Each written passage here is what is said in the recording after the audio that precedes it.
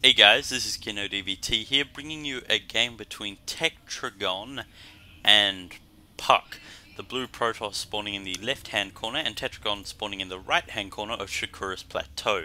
Now this is the new version of Sakura's Plateau with no rocks in your base and rocks down here.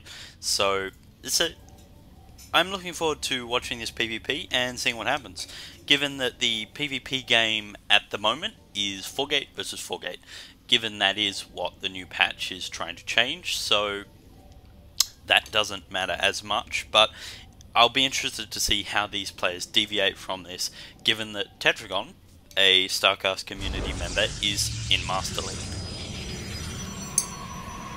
Placing a Protoss.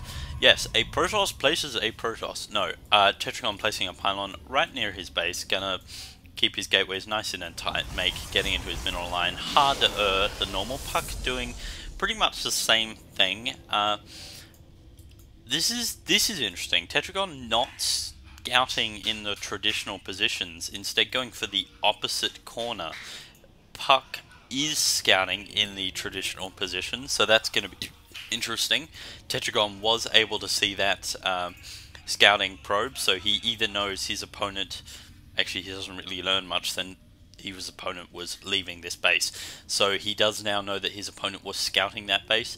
Both players being pretty much identical, Tetragon being a second or so behind on the gateway, ahead a second or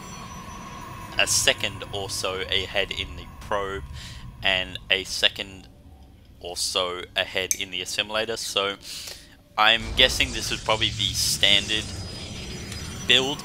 A pylon going down at 15, which I don't particularly have any problem with, given that he's probably going to create a zealot as soon as this spawns, bring him to max population, which will then stop worker production. However, if he doesn't create the zealot straight away, then I don't really see why he needed to place down that pylon so early, but doesn't really matter. It's just kind of choice things. Puck is going down the cybernetics core and now producing a zealot. Tetragon is cybernetics core gateway, no zealot yet. However, he does not have a probe bouncing around his base. Actually, yes, he does. So no zealot out for Tetragon yet. However, a second gateway now being put down. This is where the little differences in their playstyle start to become apparent. We do see Warp Gate coming for Puck and now a Stalker, so I think we're going to see 4-gate or 3-gate from both players. Puck is gonna be in trouble with that worker if he sticks around for much longer with that chrono boosted Stalker coming out now. Units wise, we do see Tetragon having a 2 probe lead on his opponent Puck. However, both players are at identical supply, with Tetragon now gaining a 3 advantage very, very quickly. As I say that, thank you very much. With 21 probes to 19. Now, if we look at the income tab, it's not making an amazing difference, but it's just enough to keep him in the lead. He does have more workers running around, and it's interesting. So, as we can see, he is able to irk out an advantage in the minerals most of the time. We do see the proxy pylon coming down for Puck. It's interesting placement. Most people try to go for the pylon down here to reach up there. We do see a gathering of stalkers here to fend off what is currently only a Stalker and Zealot. Now, the gateway differences are Tetragon at 3 and Puck at now 4, as in 2 are spawning right now. So if Puck was to spawn 4 Stalkers, he might actually be able to put quite a lot of pressure on Tetragon. However, Tetragon could not spawn Stalkers immediately, given he does not yet have a Warp Gate technology. So this is going to be quite interesting. I'll be interested to see if Puck decides to warp in a couple of units behind enemy lines and push out. No, it appears he's just going to warp in units at his base to make a impassable defense by Tetragon's current forces. So both players now realizing that their opponent was doing the exact same strategy as them, and now just kind of playing it a bit safe. Puck does currently have the army advantage, this being because he did have the gateways up immediately with Warp Gate faster than Tetragon. So we do see a Twilight Council now coming out for Puck, and a robotics facility now coming out for Tetragon. However, Tetragon is now getting a robotics base, so we do see Colossi in the horizon, I suspect.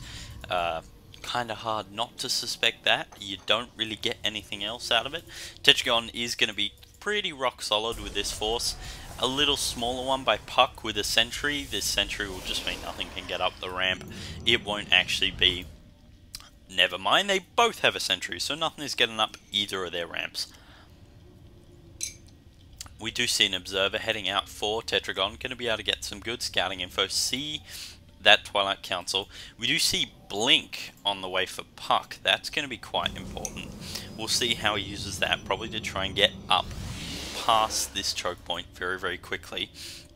It's going to be interesting. He won't actually be able to gain sight up here if Tetragon is quick with his force fields. However, if he misses them, one Zealot could mean disaster for this wall. But on the other hand, a Colossus could put a big dent into Puck's current plans. We're just going to have to see what happens. He is able to warp in units right here. This observer, I'm actually going to check a little bit. Let's just see. Let's just see if Tetragon did notice that army. I will be interested to see his... Now, he could not have seen it. It might have just been watching the minimap, but I'd like to see if his camera did fall onto that army during that period.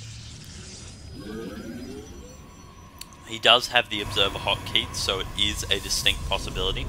We can start seeing the observer passing that army fairly soonish, I think, or maybe they just completely pass each other by. Maybe my head was in the clouds.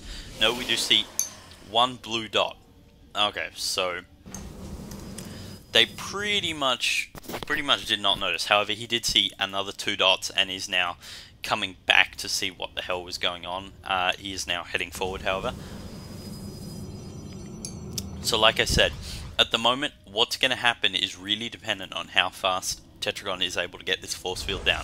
If he can get that force field down before a Zealot comes up the wall and then get a Colossi out, this fight is going to be in his advantage. But Puck needs to utilize this blink to get rid of that force field. And we do see that force field coming up instantly. That is very, very good for Tetragon. He is warping in... No, he's not walking in anything. He is able to get that second force field up. Very, very important. He now has a Colossus. This is going to be bad for Puck. Very, very bad for Puck. However, Puck should be able to use Blink Micro to see if he can counter it. We'll see what happens. If he's able to blink up, no, I think he's just going to run away. I think Puck is not even going to try his chances. He's just going to leave. We'll see what happens. Another Colossus is coming out for Tetragon. He needs to act quickly if Puck wants to be able to attack this force. A couple of Colossi and he's just not going to be able to do anything. He's putting down a robotics facility now, so maybe we're going to see Colossus versus Colossi. We'll see what happens. We do see range coming out for Tetragon. That will be very important. I am interested to see what this Zealot is doing. It's probably just making sure nothing leaves to his base. However, Tetragon does seem to suspect something and is going to go have a look. Tetragon now pushing out with quite a large force. It is a bit weak to air, but I'd say he can feel fairly safe that there's no air on the way. He does have reasonably good sight over his opponent's base. The only thing he's missing is the robotics facility and 2 pylons. Neither player going for an expansion yet, which is interesting, to say the least. Most gold games will have put an expansion down at about the 10-minute mark. We are going to see a base trade scenario as Puck decides to push into his opponent's base just as his opponent leaves. Will Tetragon decide to turn around or base race? No, we do see a base race coming. This range could be very, very crucial, and if one worker gets out and places a pylon, that could be bad for Puck and vice versa. However, we do see quite a lot more than one worker getting out. And Tetragon is currently the one in a position to make a Nexus, and Puck really isn't. So Puck could be in big trouble in that regard. If range does finish, which he has Chrono Boost, that could also be a large advantage. We do see Tetragon leaving behind a pylon. This has now brought him below the 400 mineral mark, so he is in trouble if anything happens. I believe he warped in a couple of units or something. I don't know why he was at 800 minerals. So, okay, I get it. He had shift queued a Nexus, so he's doing alright, and he is going to be able to kill his opponent, I believe, because his opponent does not have enough money for this Nexus. No, wait, he does have enough money for a Nexus. He has taken a Nexus in Tetragon's own base. However, this is not good because he does have sight of it, and Tetragon knows where his opponent's expansion is, but his opponent doesn't know where his expansion is. And at the moment, that's a massive advantage to Tetragon. So I'll be interested to see what happens. Puck is at a 1 pylon advantage. Both players have a Nexus, and Puck has a pylon. However, we do see 3 pylons on the production overlay for Tetragon. So Tetragon trying to get back into positive supply as fast as possible. We do see a couple of stalkers heading out around the map. Gonna see what's what, where's where, and Puck now discovering where his opponent's base is. However, this army is going to intercept, and that's not going to be good for Mr. Puck. I think Mr. Puck is in real trouble right now. Not going to be able to do much or anything.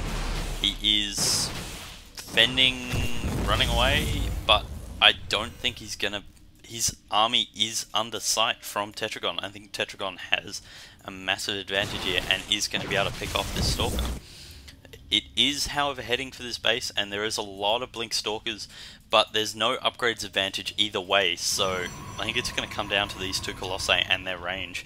They are standing up on this high ground. This is going to give them a massive advantage. They are just going to be able to sit there and beam away at Puck's army. We do see them blinking back. Very, very nice blink micro, but not enough.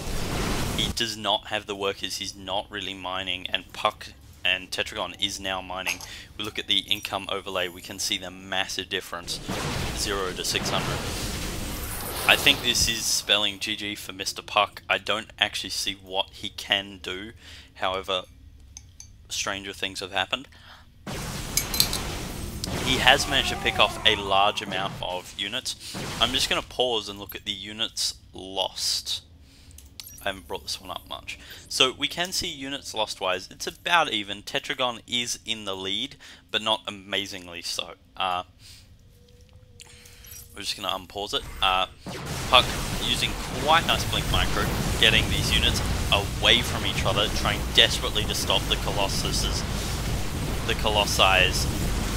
splash damage from dealing as much damage as possible. And it's come down to this, it's come down to these couple of units.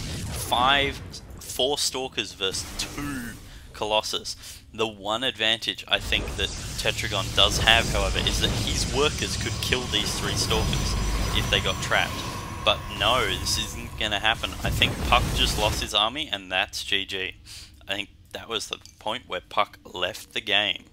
This is Keno DVT, bringing you a game between Tetragon and Puck. Very, very good base trace scenario. I have Tetragon coming out on top with his Colossus. This is Keno DVT, signing off.